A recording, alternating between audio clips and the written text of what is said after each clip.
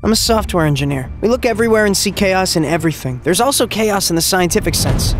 Branches of science constantly give us formulas. Can we talk about formulas in a place where there is chaos? It doesn't seem logical to believe in something I can't see, touch, or feel. If there is an afterlife when I die, I will say there really is once I see it. Is it more logical for you to say that someone with knowledge and power wrote this? I don't have a clear answer to it right now. I'll ask you something, but don't remove it. I'll write it below in the comments if you remove it.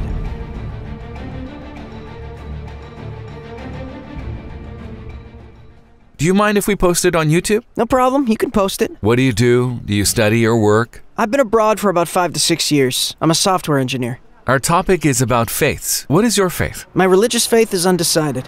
What do you describe yourself as? Atheist? Deist? Good question. I had a religious education teacher at school. He would say, there is no disbeliever. Even he who says he doesn't believe, believes that he doesn't believe. Do you believe in the existence of the Creator? Not 100%. According to the data science presents today, and according to the arguments it offers, he doesn't exist. Well, I'll ask you this. What kind of data do you expect from science? You say since science can't offer it to me, for example, there's a definition of being scientific, we observe only matter. We don't accept anything outside of matter, outside of nature. If science sets out with the idea above, how can you expect anything from it regarding the Creator's existence? For example, how did we come into being? If the question, how did the Big Bang happen and how did this universe come into being, is answered by science somehow, that is, in a way that I can understand, I will be convinced. In a way, it is very difficult. I won't be able to see it in my lifetime, but when I die, if there is an afterlife, since I will most probably go to hell according to the laws of Islam, I will say there really is when I see it. Something that I can't see and something that I can't touch, it doesn't sound logical to me to believe in something that I can't feel with 5 senses. Why not? Maybe we have different feelings above the 5 senses and various understanding capacities. Why should we say, as for the things outside of the 5 senses, I don't accept them as real and limit ourselves? We make some logical inferences based on what we see. We can call it mind power, we can call it the eye of the mind. Suppose that there is a fire behind a mountain. Okay. We only see the smoke, not the fire. But we say, if there is smoke, there must be a fire there. Of course. We don't say, I have to go see that fire to believe it. Similarly, for example, data comes before us. When you look at this activity in the universe, when you look at this order, isn't it more logical to accept a creator?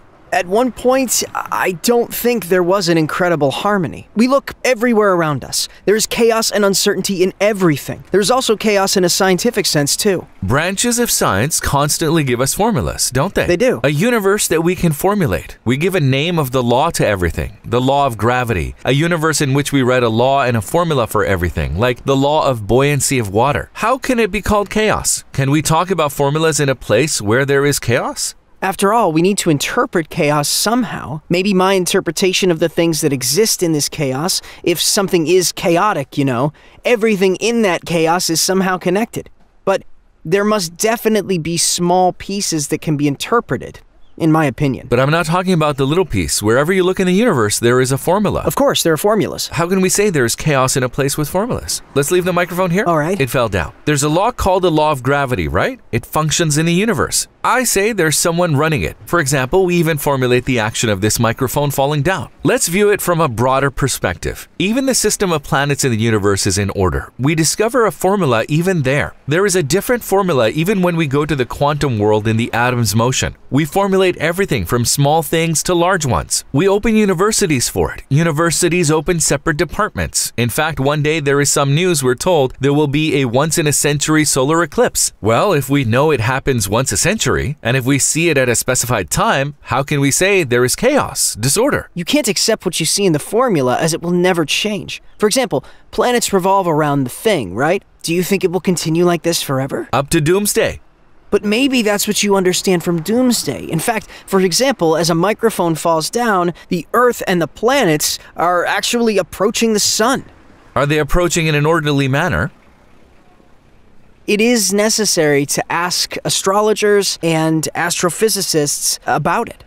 Look, the world of science states it clearly anyway. That is even in the formula. Even the movement of the sun is in the formula, isn't it?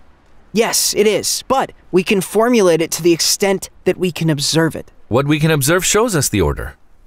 Yes. If I could answer these questions in my head, everything would be different. For example, let's make an inference like this. If there's a formula, someone prefers to work with a formula. Isn't that a logical inference? For example, let's say I write a name with English rules. I write Daniel. Based on a certain rule, using the rules of English and starting with a capital letter, I bring together the letters and write them, and you see it. You say rules of English and law of English are used. I ask, who wrote this word? Will it be logical to say rules of English wrote it? Or isn't it more logical to say, using the English rules, a being who has a will and who has life, who has knowledge and power wrote it? Good question. Look, I've just come to those things again. I don't have a clear answer to it right now. For example, we say rules of English language, language rules. What you've said here sounds logical now, but when I go home or when this interview is over, I will undoubtedly say something like, oh, no, it's not so. Okay, you can think about it when you go home too, because it is elementary. One of the good examples. The rule, the law can't write that word by itself because it is the rule. We name it the rule because someone does it all the time. Just like that example, all these formulaic operations we see in the universe, and we've just talked about the law of gravity, the moon's rotation around the earth, the regular motion of the planet, or the system of the buoyancy of water, and so on. All this orderly formulaic operation, and my calling everything a law, I'll say a being with knowledge, will, power, and life runs them with rules and manages the universe. From time to time I think of it and say, oh, is it really so? And so on. Maybe we don't know, and science will probably err on a point, as I said, and say, he really exists, guys. At this point, we've talked so much and we've made some inferences so far. What do you think? Do they not lead you to a creator? Wouldn't it be better to accept a creator again and become a Muslim again? I mean, of course it would, but then everything we've experienced is pointless, isn't it? Someone, a very divine power, created me and put me here. I will live 80 years, 100 years. Life seems meaningless to me then. For example, what is the meaning of your life? What do you think about your own life? Why are you here? I'm inquisitive right now. I want to know about your point of view. So you will live 80 to 100 years. What do you live for? Why do you live? I have been created. We're inevitably in an inspection phase anyway. Why did I come? Why do I exist? I've been given certain characteristics. I have been given a talent. I can question with them. You discover the feature of connecting between the being and the maker. For example, if a grape branch is extended to you from behind you, you will turn around to see who's extending it, won't you? Yes. It is our nature to establish a connection between the being and the maker. Similarly, I look at the creatures, fruit being given from a tree, or the emergence of breast milk when a baby needs it most as soon as it is born. I ask, who makes them? Thus, the process of discovering his names begins. Since there is someone who gave them to me as he brought me from non-existence into existence, he values me a lot like a detective, as the inspector of the universe. This means that there is something that he expects from me. Since the universe is like a letter, man should read this letter, and as he reads it, it becomes an adventure of knowing the Creator. Thus, every step we take turns out to be good. Why? If he meets all my needs here, it means this being will continue this compassion and generosity in an eternal realm. If his name is eternal and his generosity is endless, he will want to offer and treat forever. If his compassion is infinite, he will want to show compassion forever. So we say what we call death is only a door.